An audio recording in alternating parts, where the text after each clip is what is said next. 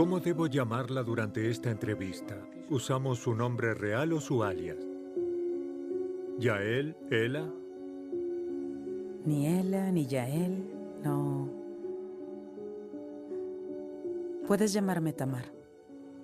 Tamar, bueno. Sirvió en la unidad de operaciones del Mossad llamada Cesárea. Sí. ¿Qué implica el trabajo de operador en el Mossad? Creo que ser operador significa ser una herramienta de relato. Las historias siempre tienen que funcionar en dos niveles. La historia que uno cuenta, ¿por qué hace esto? ¿Qué va a hacer? Y la historia que uno está preparando para contarle al mundo, que es la historia que nunca cuentas. Porque si llegas al punto en el que tienes que contar la historia, estás acabado. Uno tiene que conseguir transmitir la historia. La utilería con la que caminas, tu comportamiento, las cosas que haces, todo queda registrado en los ojos de la persona que te mira. Esa persona piensa, te mira, se pregunta, momento, ¿quién es él o ella? ¿Por qué está aquí? Ah, está bien. ¿Qué pasa si la historia encubierta se descubre? Bueno, si me hubiesen atrapado, no sé. No sé si habría terminado en prisión. No lo sé. Porque ser un espía israelí no es agradable detrás de las líneas enemigas. No es recomendable.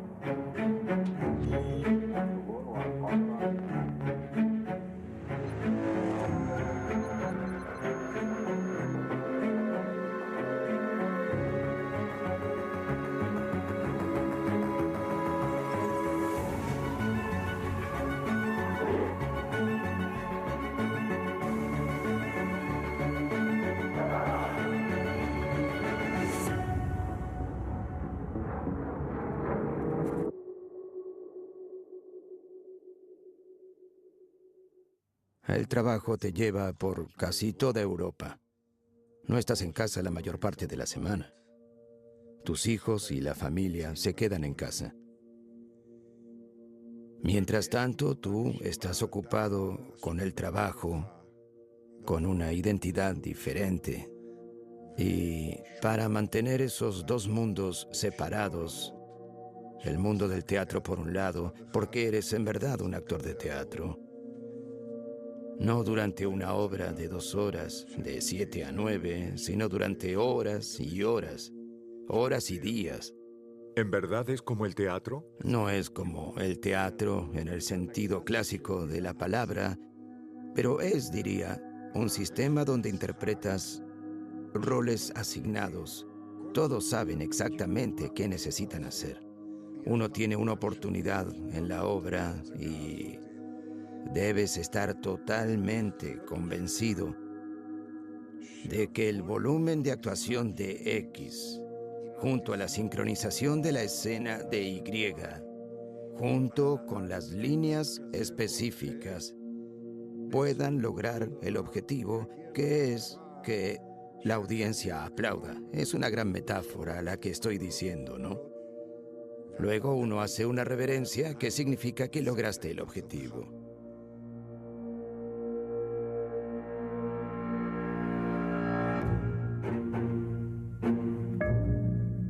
Me reclutaron porque era buena actriz. Me reclutaron porque tenía habilidad con los idiomas. Me reclutaron porque era lo suficientemente inteligente como para lidiar con situaciones cambiantes y porque tenía mucha capacidad de respuesta. Me reclutaron porque es más fácil que un hombre y una mujer estén en cualquier esquina que una mujer o un hombre solos. Por eso me reclutaron.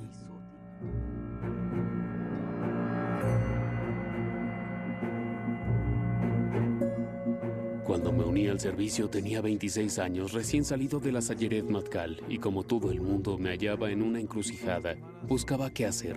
Cuando se aproximaron, me identifiqué con eso. Me identifiqué con la forma en que me veía en el espejo. Cuando me vi, ¿qué quería ver? Eso era lo que quería ver. Me pidieron que fuera a una entrevista. Tuve una corta entrevista con una bella chica. Me dieron muchas ganas de ser parte de la organización. Al poco tiempo hice una serie de pruebas de personalidad para ver qué clase de personalidad o persona era. Si era una opción para la labor de agente secreto. ¿Su paso por Sayeret Matkal lo ayudó? Servir en una unidad especial como Sayeret Matkal u otra fuerza especial no te asegura el éxito como operador en el Mossad. Uno de los mejores hombres que tuvimos era un técnico de gas en los cuerpos de inteligencia. Servir en unidades como la Fuerza Aérea, ser piloto ahí puede ser una desventaja porque son personas que crecieron en una estructura estricta. Y su capacidad de pensar de forma creativa e innovadora es confusa. Espero que ningún piloto de la Fuerza Aérea me mate por decirlo. Y tienes que ser ingenioso para ser creativo, pero no puedes ser un loco. Es verdad que la mayoría de la gente que está al borde de la locura es la más creativa. Se ve en el mundo de los grandes artistas. Todos están un poco locos. Una organización como la nuestra no podría tolerarlo. Entonces hay que encontrar a esas personas que tienen una mente abierta, esa imaginación, que son capaces de ver otros mundos, pero a la vez son muy cuerdos y saben exactamente lo que hacen. Crecí en una pequeña ciudad europea, en una Francia muy conservadora. Fui a una escuela solo para niñas, con maestras mujeres solamente, y tenía la sensación de que ese lugar nunca cambiaría. Siempre me hicieron sentir que no pertenecía a ese lugar. Siempre me preguntaban, si hubiera un conflicto entre Israel y Francia, ¿de qué lado estarías? ¿De qué lado estaría tu lealtad? En 1970, cambió la ley en Francia y la mayoría de edad legal pasó de 21 a 18 años. Y dije, es todo. Adiós. Tomé mi maleta y me vine a Israel. Era esa clase de chica.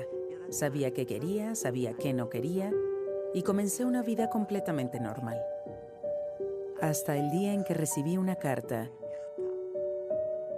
de la Oficina de Cooperación Internacional. Llegué a una habitación. Había una mesa y un hombre. Me dijo, si te digo que hay un trabajo que nuestros pilotos no pueden hacer, que nuestros paracaidistas no pueden hacer y que tú sí podrías hacer. Servir de ojos y oídos para este país en tierras extranjeras. ¿Te interesaría? Y dije, por supuesto. ¿Y sí consideró todos los riesgos? No. ¿Habría tomado otra decisión? No lo creo. ¿Cómo debería llamarla en la entrevista? Janet. ¿Janet? Si me dices Sara, podría ser Sara por 5 minutos. No hay ningún problema.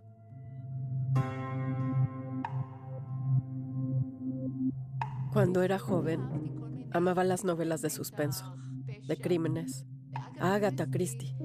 Les arruinaba todas las películas a mis amigos porque en la segunda escena ya sabía quién era el asesino. Me gustan los misterios, resolver misterios. Me gusta participar en misterios, ¿sí? Era 1970, yo vivía en Israel. Estaba muy confundida y me inscribí en el Instituto de Tecnología de Israel para ser analista de sistemas y programadora.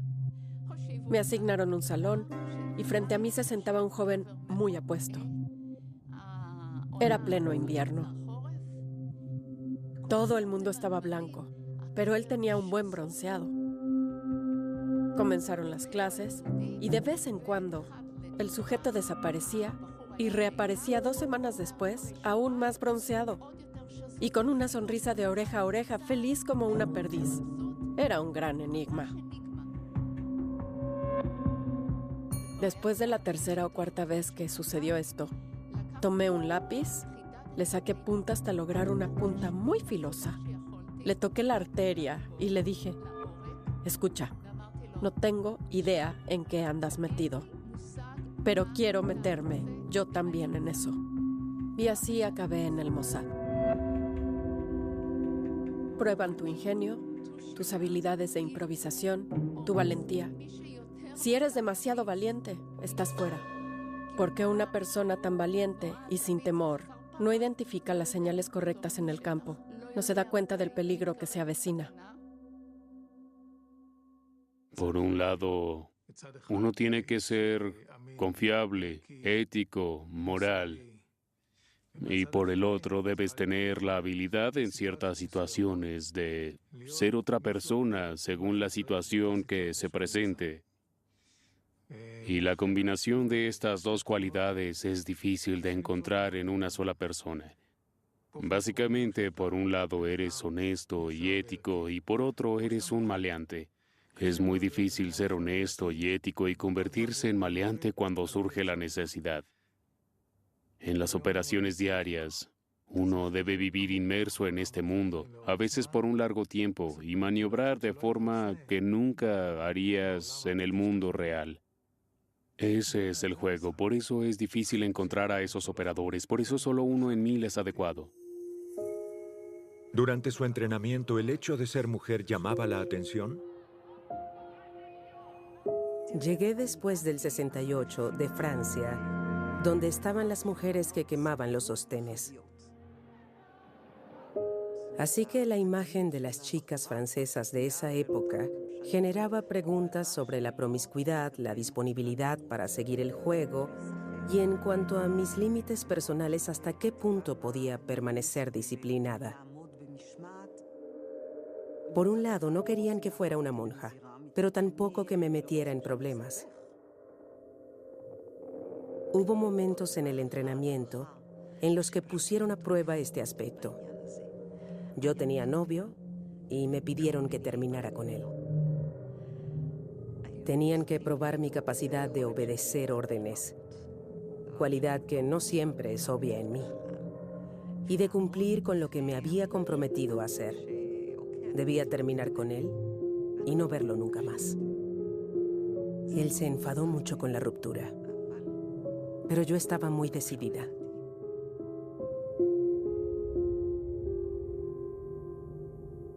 Como alguien que llegó a la cima de la pirámide del Mossad, ¿cuán involucrado estaba en las vidas personales de los operadores? Te contaré una historia sobre uno de los hombres, pero sin decirte quién es. Era clave en una de las operaciones que iba a suceder. Se me acercó y me dijo, debo ir al extranjero por 3 días. Dije, pero sabes que hay una operación, regresaré. Llamó desde allá para decirme, lo siento, Efraín, no puedo regresar.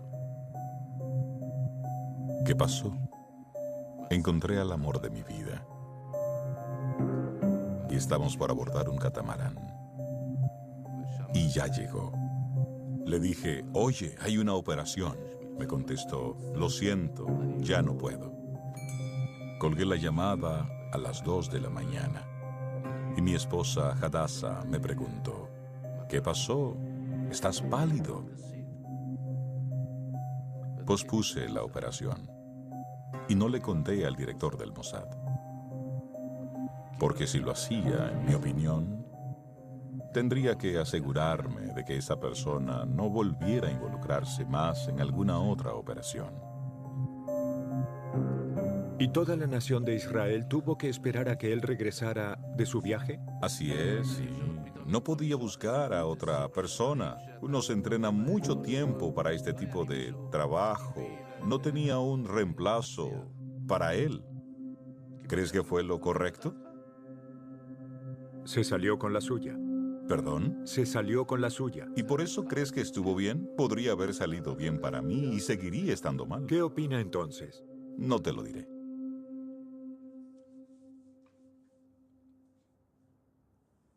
¿Qué le enseñan? ¿Le enseñan a usar armas?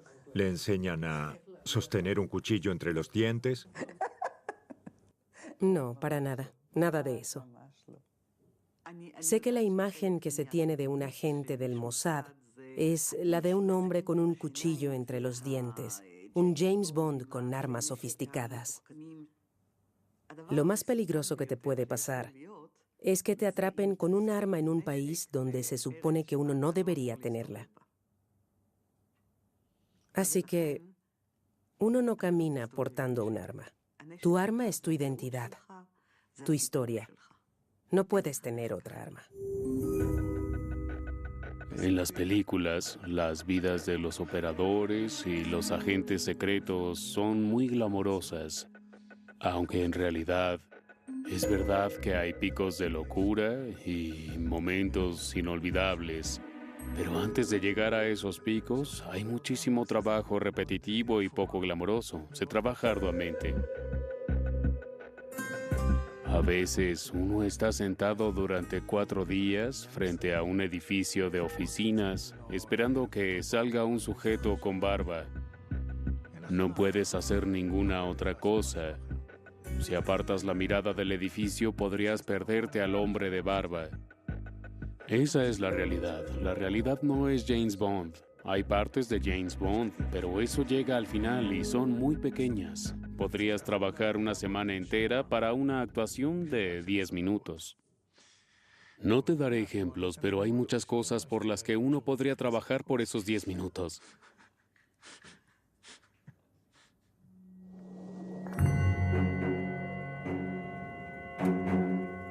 Comencé a trabajar en la época de la guerra de Yom Kippur. Había mucha tensión. Existía un miedo inminente por la destrucción de Israel. ¿Y a dónde la enviaron? Durante la guerra me enviaron a Egipto. ¿Cómo llegó allí? Volví a Europa para reorganizarme, para construir mi nueva identidad. Porque toda mi estadía en Israel debía ser eliminada, incluyendo mis vínculos con el judaísmo, con Israel, con el hebreo. Estas son fotografías de los vestidos que usaba ocasionalmente en los años 70. ¿Quién los elegía? El comandante. Sí, fuimos de compras. Compramos 3 vestidos. Esta fue en el avión, camino a iniciar las misiones. Ese día cumplía 22 años. ¿Quién tomó la foto? ¿Iba acompañada? Sí. Iba con un compañero porque la misión requería de una pareja. Sí. ¿Esa era la historia aparente? La esposa de...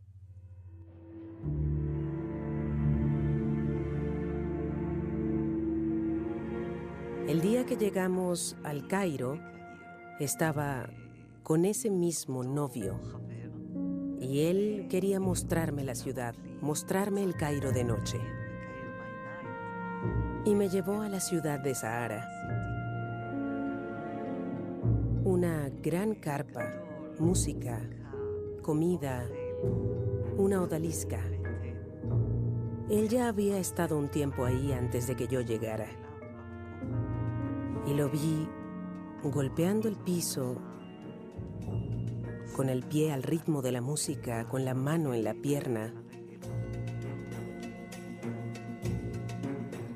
Para mí fue la señal de que él se sentía en casa, que era parte de la cultura. A mí me parecía aún muy extraño. Yo estaba representando un rol. Dígame un ejemplo. Debía ser una rubia, aunque tuviera cabello castaño. La rubia es una persona superficial. Solo me interesarían un poco los deportes, un poco la vida social y aprender a bailar la danza de las caderas. Te moldea la figura y te conecta con la cultura local. Soy muy consciente de lo que transmito a los demás y lo que la gente ve en mí, porque esas mujeres que van a chismosear sobre mí tendrían que tener todas las respuestas sin tener que preguntarme nada. Si vienen a preguntarme es porque cometí un grave error.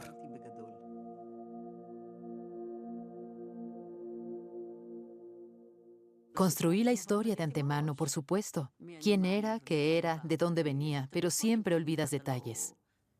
No puedes memorizar la vida entera de otra persona, real o no. Uno se inventa una vida, pero siempre faltan partes. Y uno lidia con eso día a día. Se convierte en tu segunda naturaleza. Prestar atención, ir con cautela, no hablar, no revelar nada. Básicamente toda tu vida es una actuación. Sí, es verdad, el teatro de la vida. Así que si la persona no disfruta del juego, este trabajo no es para ella. Pero si uno disfruta del juego y...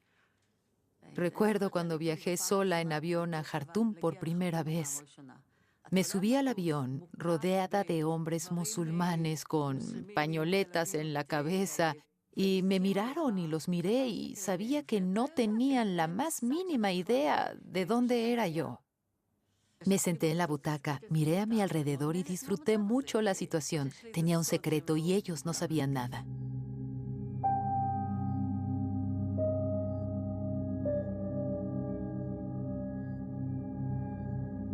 En la Operación Sudán, ¿cuál era su personaje? ¿Un hombre de negocios? No, no era un hombre de negocios. Era investigador, antropólogo, investigador de tribus. Y no fue fácil porque no había muchos, por decirlo de algún modo. Hubo una orden que vino directamente del primer ministro. Simplemente dijo, traigan de regreso a los judíos etíopes. La situación de Etiopía en ese momento era casi de anarquía, y entonces Etiopía no era considerada un punto de salida viable para los judíos.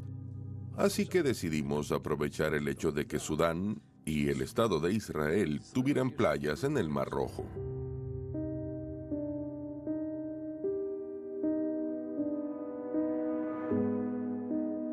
Para esta operación había que romper todas las reglas que solían aplicarse a una operación de inteligencia. Primero, una actividad de campo comprometida en un área donde nuestra capacidad de tareas de inteligencia estaba extremadamente limitada. Y no teníamos forma de saber si estábamos en problemas o no. Reclutamos a los hombres, pero no tuvimos tiempo de entrenarlos bien para su trabajo. Yo tomé esa decisión. Usamos un atajo. Llevamos a la gente, israelíes también, y los entrenamos con cursos básicos para operar con una identidad falsa en terreno enemigo.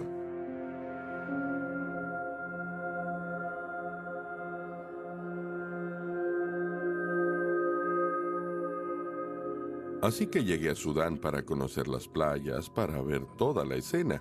Salimos para hacer reconocimiento preliminar en la playa y en ese momento, a unos 65 o 70 kilómetros al norte del puerto de Sudán, vimos unas estructuras con techos rojos. Una empresa italiana había construido un complejo para buzos. Estaban las locaciones de buceo más hermosas del mundo. Cuando vi el complejo, me di cuenta del potencial que tenía. Era la excusa perfecta para estar en Sudán. ¿Qué tiene que ver un complejo de buzos con ustedes? Yo era antropólogo. Estaba harto de la antropología. Llevaba 2 años viajando por el país. Vi un lugar muy hermoso y ya, listo, terminaría mi investigación allí. y ganaría un poco de dinero. Eso es el lenguaje universal. Las personas que recluté para el trabajo tenían que, por un lado, cumplir el rol de instructores de buceo, o sea, poder enseñar de verdad para ser parte de la operación que haría el trabajo, de juntar a los judíos y transportarlos, y todo esto encubierto. Ningún judío pasó por ese complejo. Los evacuamos por una bahía a 5 kilómetros de allí. El complejo solo funcionaba como pantalla. Yo era un alborotador. Me reclutaron como periodista y en el Mossad, un periodista era como ser una prostituta. Y para ser honesto, toda mi vida fue una combinación de periodismo y trabajo para el Mossad, periodismo y trabajo para el Mossad, y a veces ambos a la vez. ¿Cuál era su tarea durante esta operación? Fui uno de los que fundó y operó el complejo.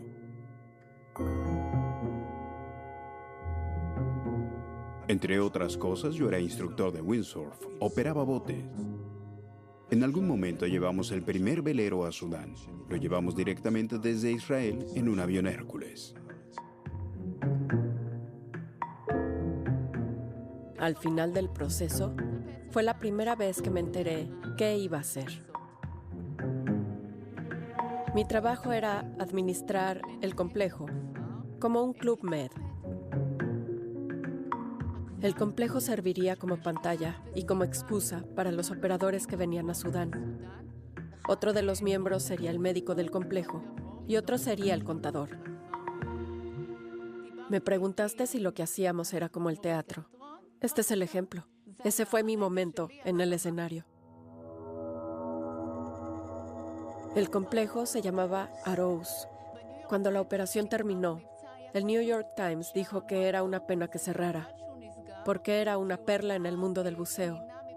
Tenía los mejores lugares y era visitado por buzos de todo el mundo. Además de la comida, teníamos un restaurante que obtuvo 2 estrellas Michelin por su calidad.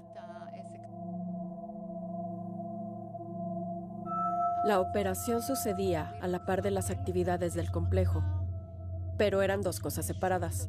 El complejo no interrumpía su rutina durante la operación. Unas pocas operaciones se hicieron por mar. Traíamos a los hermanos, como les decíamos, a la playa. Y ahí los hombres de Shayetet 13 los llevaban.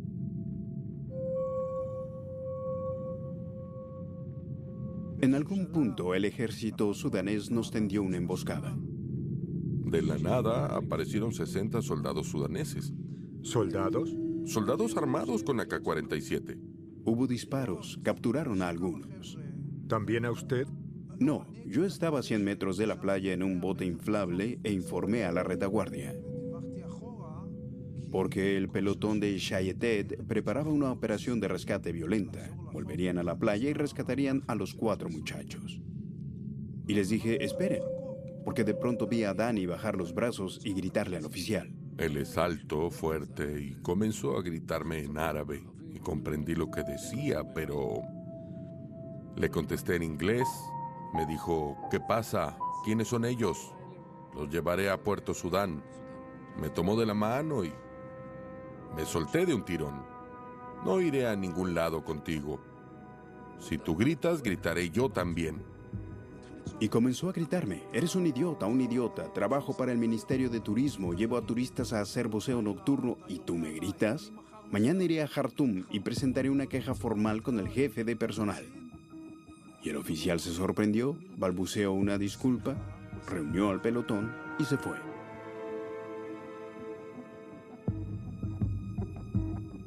Pensábamos en eso todo el tiempo. Todo podía terminar con un avión Hércules en llamas y nosotros colgando de la cola del avión. ¿Hubo algún momento en que sintió que su verdadera identidad había sido comprometida? Tuve un desafío muy difícil porque fue un periodo con pocos clientes y habían llegado 2 clientes, 2 alemanes. Uno de ellos se enamoró de mí y me seguía a todos lados. Estaba siempre cerca y me hablaba y me hacía preguntas. Hablamos de nuestra infancia o de canciones y como cuando conversas normalmente con alguien, como conversarías con un compatriota. Uno se siente incómodo con gente así, se siente como si otra persona estuviera haciéndose pasar por israelí. De inmediato te darías cuenta si habla en serio o no. Los buzos turistas son gente que gasta mucho dinero para poder llegar a un recoveco o a una grieta donde digan, este es un buen lugar. Teníamos italianos, franceses, españoles y canadienses. Hubo un sujeto canadiense judío que solicitó un viaje privado. El instructor era alguien que estaba encubierto, era oficial, había servido en el Shayetet 13. Y bajo el agua, durante el buceo, hay señales universales entre buzos, pero los soldados usan otras señales. Si el instructor le quiere preguntar si todo está bien, hace así, y uno le contesta así. En el ejército se hace así, y uno debe contestar así. Para ellos, lo más fácil era hacer ese cambio.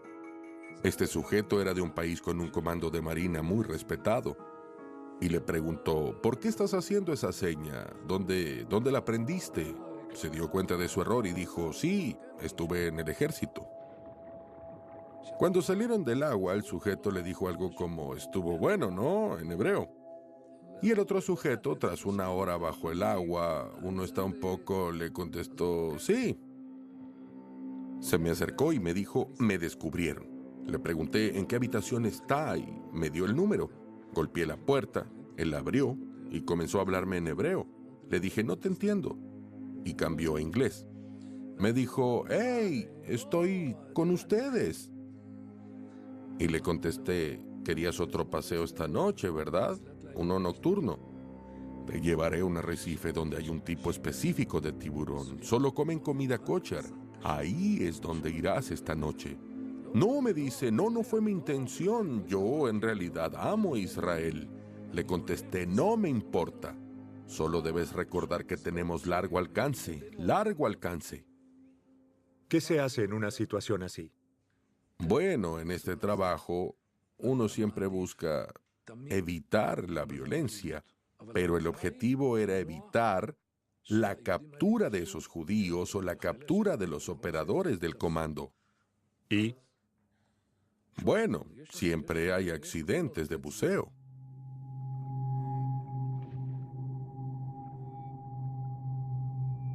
¿Dormí plácidamente durante esos años? No. Sabía que podía pasar cualquier cosa en cualquier momento.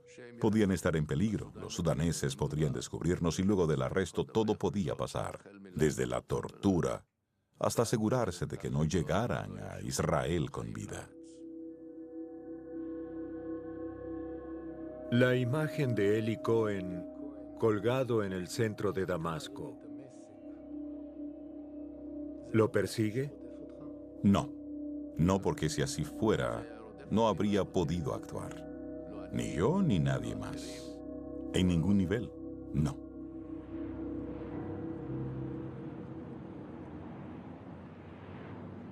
Las misiones eran para recopilar información.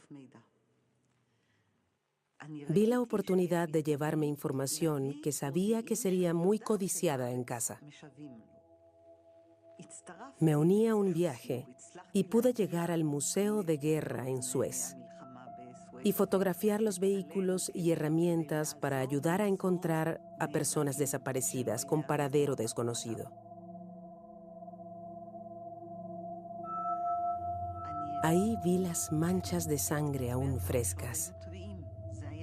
Fue unos pocos días después de que los soldados fueran asesinados allí. Y tuve que seguir sonriendo como si nada pasara.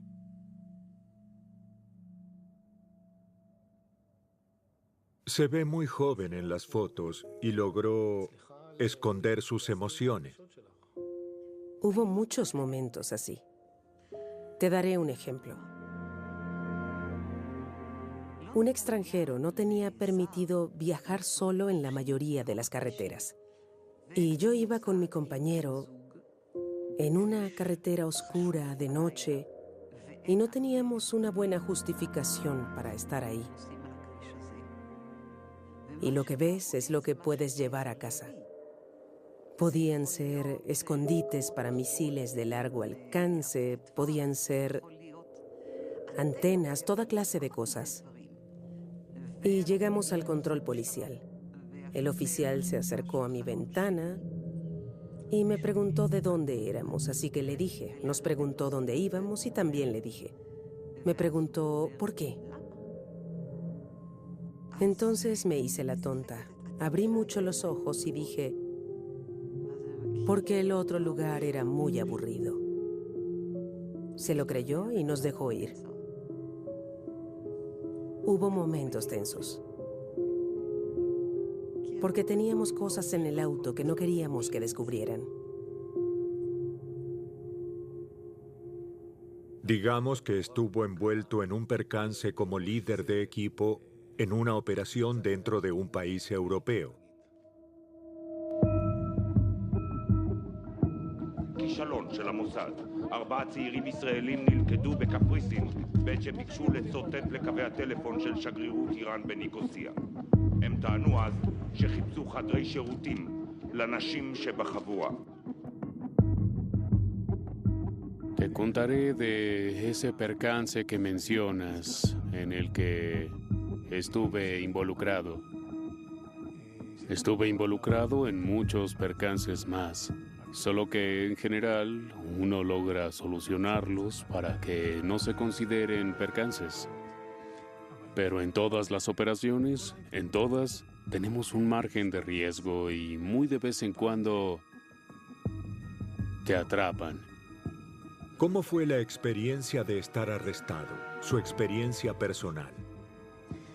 Ser un hombre libre, rey del mundo, que juega con él como si fuera su tablero personal, que se mueve, viaja, vuela y vive en una especie de paraíso. Encontrarse de pronto en un santiamén esposado a una silla es una situación muy desagradable. Y luego vienen las grandes preguntas.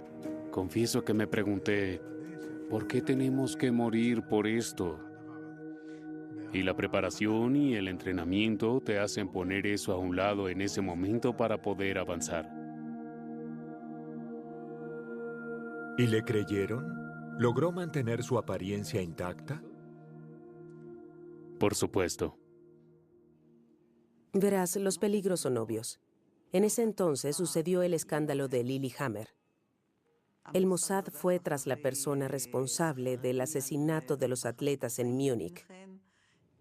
Pero se confundieron al identificarla con un mesero marroquí y eso resultó en que mataran al sujeto equivocado. בושיקי נפל מתבוסס בדמו, שכנה מלמעלה ראתה את ההתרחשות כולה ואף רשמה את מספר המכונית יפנית מדגם מצדה. כך לא התקשתה המשטרה להתחקות אחרי מקור המכונית. שני גברים ושתי נשים, האחת מהם שוודית בעלת קשר לישראל, נעצרו. Uno de ellos era Silvia Rafael. ¿La conocía del Mossad antes de eso? Sí. Parte de la identidad de mi personaje era ser reportera o fotógrafa del periódico. Y así fue como conocí a Silvia, que se dedicaba a eso. Silvia Rafael era de Sudáfrica, ni siquiera era judía. Le gustaba mucho Israel y en algún punto acabó reclutada. Y le construyeron una historia maravillosa como fotógrafa canadiense. Ella de verdad había sido fotógrafa. ¿A quién fotografió? A toda la gente importante del Medio Oriente, reyes y gobernantes. Entonces había una agente mujer del Mossad en las cortes del rey del Medio Oriente con una cámara. Durante la existencia del Estado de Israel, hubo un par de decenas de israelíes que merodeaban en, no sé cómo decirlo. Ningún guionista de Hollywood podría consumir tantos hongos como para inventar los lugares en donde estuvieron. 4 av dem som ble dømt, Abraham Gemer, Sylvia Rafal, Dan Erbel og Marianne Gladnikoff, anket dommene til Høyesterett. La reconocieron como agente del Mossad y la enviaron a la cárcel. Yo vi su sentencia desde mi casa de ese entonces, en el Cairo. ¿Pensó en usted? ¿En qué pasaría si la atrapaban? Que te atrapen en Noruega no es lo mismo a que te atrapen en el Cairo.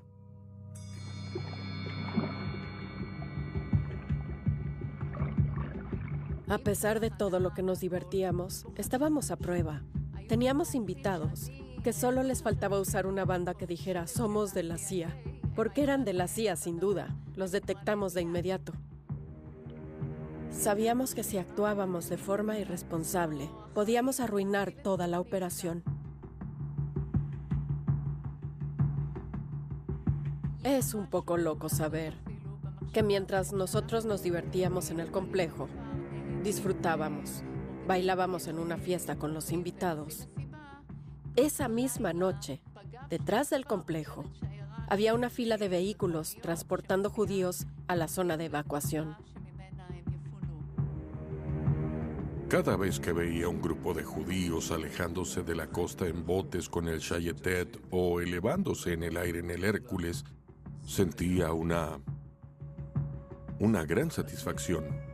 Lo cierto es que todo, con sus altibajos y con toda clase de percances, con gente que recibió disparos, los arrestos, todo lo que se te ocurra, fue una operación que duró 10 años.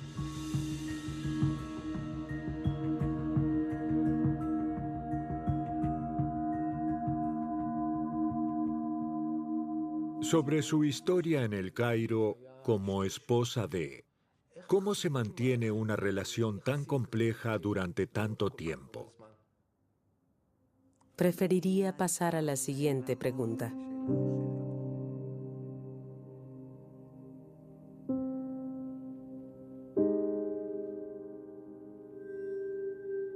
Aún así, ¿cómo le impactó a usted fingir estar en una relación tan íntima?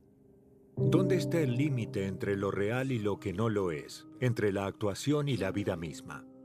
Donde uno quiera. ¿Y en su caso?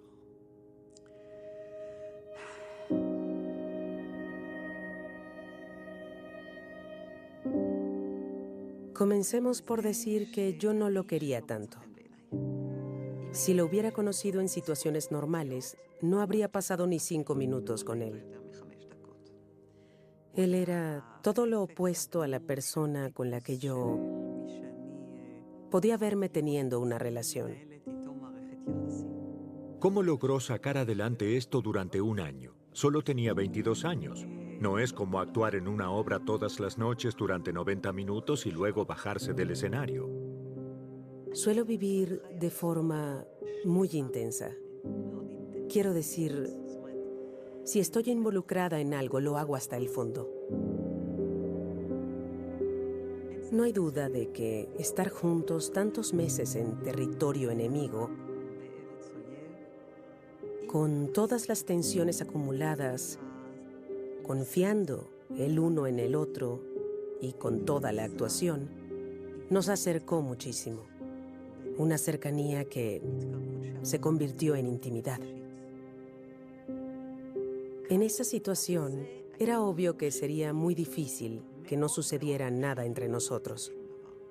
Por las condiciones en las que vivíamos, el hecho de que tuviéramos sirvientes viviendo en la casa, teníamos que crear la química, la intimidad.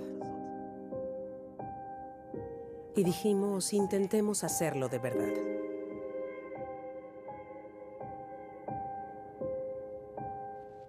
Hasta que la misión terminó y tuvimos que decidir si seguíamos juntos o nos separábamos.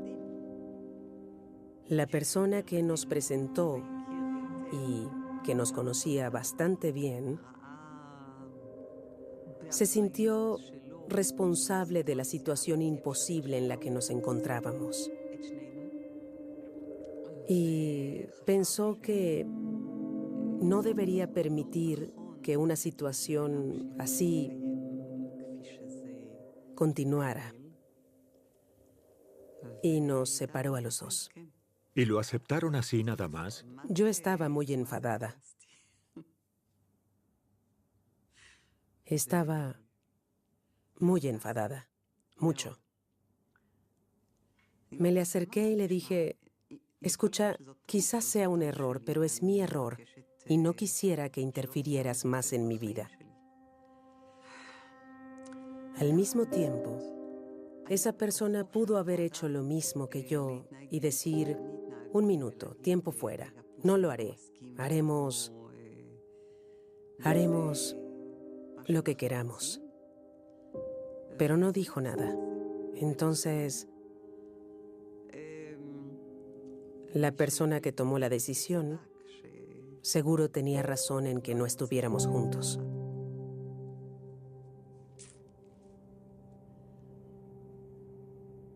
No es fácil. A fin de cuentas, uno está tratando con gente. No se puede...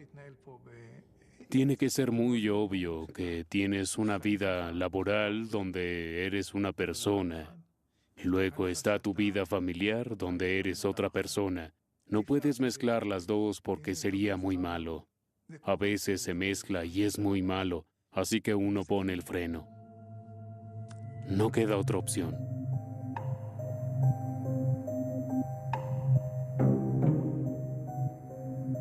Unos meses antes de acabar la operación, recuerdo que fuimos a caminar por la playa al atardecer. Su nombre allí era Tony. Le dije, Tony, dime, ¿quién te gusta más? ¿Tony o su nombre real en Israel? Y ninguno de los dos pudo contestar esa pregunta. ¿Quién preferiría ser? ¿La persona que éramos en Sudán o la persona que éramos en Israel? Una vez fui con mi esposa a los Estados Unidos y una pareja de estadounidenses me preguntó, ¿de dónde eres? Instintivamente dije, somos de Italia. Y a partir de ahí fue bastante fácil darles todos los detalles sobre Italia. Luego volvimos a nuestra habitación y mi esposa me pregunta, ¿por qué no les dijiste que éramos de Israel? ¿Por qué de Italia? El asunto con este trabajo es que nunca te liberas de la necesidad de protección, de mantenerte encubierto, de no quedar expuesto.